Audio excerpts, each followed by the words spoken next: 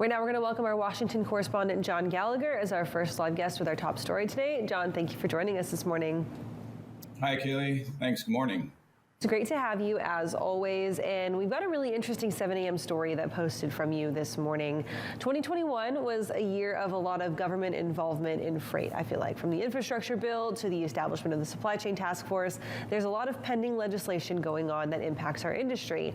Your 7 a.m. today talks about the top 10 bills going on that could impact transportation, and let's dig into them. Just go 1 through 10. Yeah, well, I actually was going to highlight a few because it would get sort of involved. I thought I'd highlight a few. Is that okay? Yeah, that's perfectly fine. Let's go with that.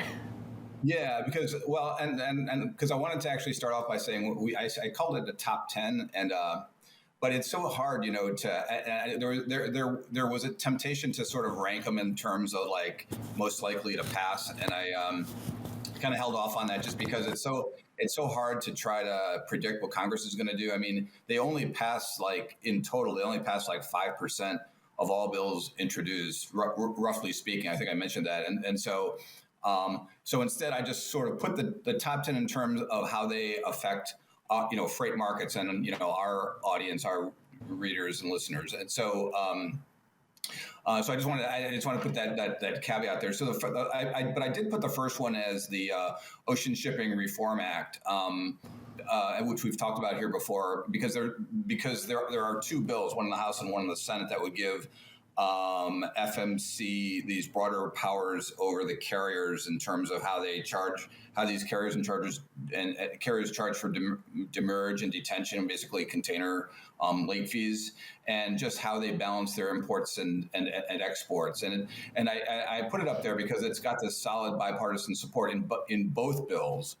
And another reason was because just recently, John Garamendi, who is the Democrat from California, who is the sponsor of the House bill, he was able to get that whole House bill put into another piece of legislation, which is also there, called the America Competes Act, which is sort of it's a long page, like 2,000 or 3,000 page bill that kind of talks about supply chains generally, but he got his whole House version of that Ocean Shipping Reform Act stuck in there. So that was another reason to kind of put it up there, just as another avenue for this thing to pass. And another one I want to highlight, again, we've talked about truck parking, but it's sort of, this whole issue has come up again within the administration. So there's a truck parking Safety Improvement Act that was originally, that bill has actually there's been at least a couple of versions before this Congress that haven't gone anywhere. And it's basically $755 million over 5 years, just specifically for a grant program dedicated specifically to truck parking. There are other programs within the bipartisan infrastructure law that allow that truck parking can compete for, either state programs or competitive grant programs, but they have to compete with a whole bunch of these truck parking expansion projects have to compete with a whole bunch of other types of infrastructure in the bipartisan infrastructure law. But this would dedicate it just for truck parking. And again, I put it up there. We've talked about it, but the reason I put it up there is because the ATA and OOIDA both just recently wrote to Transportation Secretary Buttigieg, pushing again for him to try to offer his support for dedicated truck parking. So that's why I thought, again, I stuck that one toward the top, just because it's an issue that's not going away, and this might actually pass. Maybe with the heightened attention to it, it could pass as a either by itself or attached to another piece of legislation. But I mean, I'll pause there if you wanted to make any comment, Kaylee, about those two. Those so far, I think, are kind of the two big ones, right? We know about the Ocean Shipping Reform Act and how much attention that has really garnered from the industry. And of course, truck parking is an issue that's top of folks' minds. And I believe it was last week or maybe 2 weeks ago that we read a headline, I believe it was from you as well, talking about kind of those avenues for different states to seek truck parking funding through. And I did have a question about that, is that if you get these different pieces passed, this Truck Parking Safety Act passed, does that make it easier for those states to seek the funding, or is it kind of still just as complicated? No, it's not. No, it is. It does make it easier because they can. It's another pot of money to use for that. So they can use either their program funding that they get, that every state gets, depending on how big they are, for that, or they can use try to get it in other competitive grants. But the issue, they obviously have not. It's not been about high priority in those program fundings. Right. The money always seems to go to other things. So that's why this is so important to get this dedicated pot of money to that, and why they're pushing so hard for it. It would definitely be easier to see some more expanded truck parking going on. And John, as we look through these lists, I know some things that are sometimes popular with these acts or bills in general is that sometimes there's almost like a Trojan horse. There's like something that's also snuck in there that might not be a part of what the initiative is.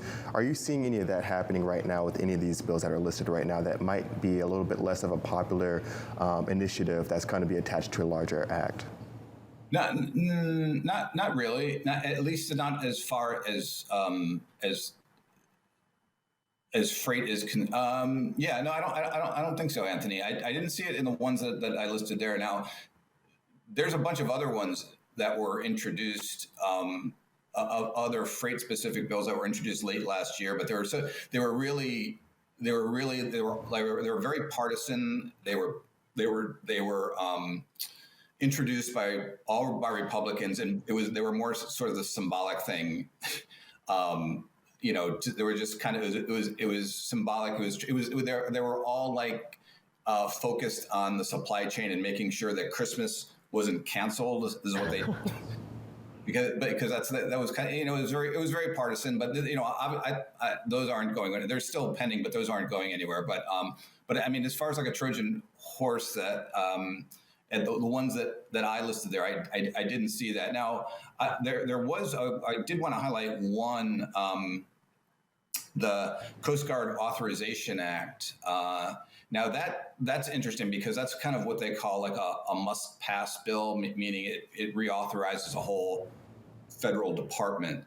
But so it's kind of cheating there by saying, guessing if it's going to pass or not, because it sort of has to. But they included in that a couple of amendments last week that I thought was interesting. And that's why I listed this, because one of them was it will require this formal economic survey or economic and environmental evaluation of what was going on in the ports of LA and Long Beach this past year, and basically they're going to require this report to talk about ways to eliminate these backlogs and reduce, the cargo processing delays, like long term.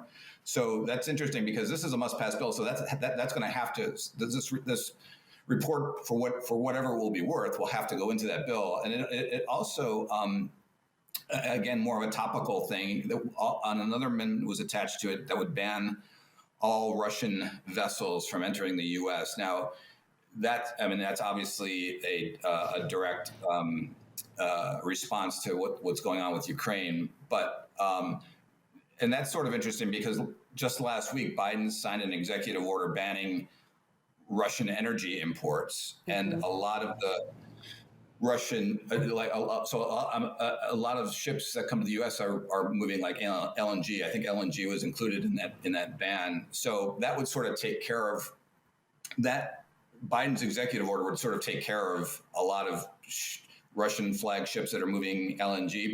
But Russia also, we also import, from what I understand, like fertilizer and grain and steel. Not huge amounts. So those. Assuming they would go on Russian flag ships, those ships would be banned as well. So that's why I stuck that one in there too. I thought that was interesting what they just attached to that. Some interesting things affecting our markets that were attached to that you wouldn't normally see. John, with that attachment to ban Russian vessels, would that just be like an indefinite time period because it's now in this Coast Guard authorization, or is that something that has to pass every single year and has the chance to be repealed if this crisis resolves itself and sanctions aren't upheld? Yeah, it could be repealed because the Coast Guard authorization is, I think it's every 2 years, I believe.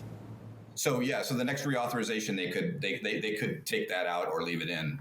But yeah, I was wondering that too because, who knows what's going to go on with this. I'll say that it feels like a bold move to assert that it's just banning Russian ships indefinitely. Right. Yeah, exactly.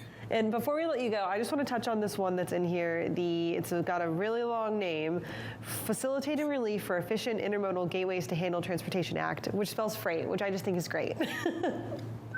Yeah, and that one was, and that's again, I put that in there because that's sort of that tries to tackle, like I was saying before, with those ones that the Republicans were trying to put in, those very partisan ones that were trying to get to the specific, do things like grants to money for trucks to get stuff out of the ports quicker and give them money to help them with rate relief.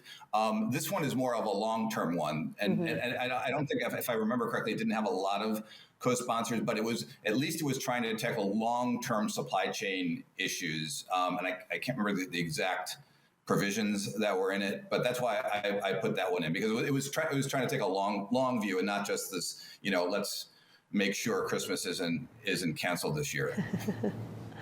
Awesome, John. Well, thank you for joining us this morning. And if you want to go catch that entire list of his top 10 bills, head to FreightWaves.com. Sounds good. Thanks, you guys.